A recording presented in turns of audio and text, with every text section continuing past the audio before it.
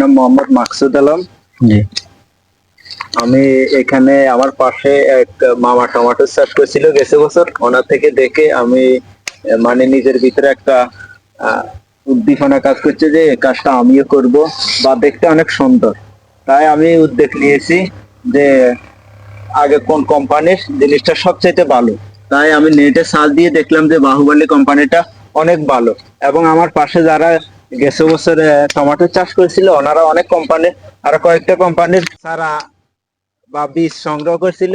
এদের ভিতরে তাদের ওই বীজগুলা নষ্ট হয়ে কিছুতে ভাইরাস ধরে গেছে, কিন্তু বাহুবলী গাছগুলাতে ভাইরাসে ধরেনি। আশা করি ফলনটা আমার কাছে অত্যন্ত ভালো মনে হচ্ছে। আহ, আমি এখানে প্রায় 450 গাছ লাগাইছি। আমার কাছে খুবই ভালো লাগছে, আলহামদুলিল্লাহ। আমি শুকর, আমি রোপণ করছি, তো আল্লাহর রহমতে আমার একটা গাছে কোনো প্রকারের কোনো রোগ বা কোনো ইয়া ভাইরাসে কোনো আক্রমণ করেনি।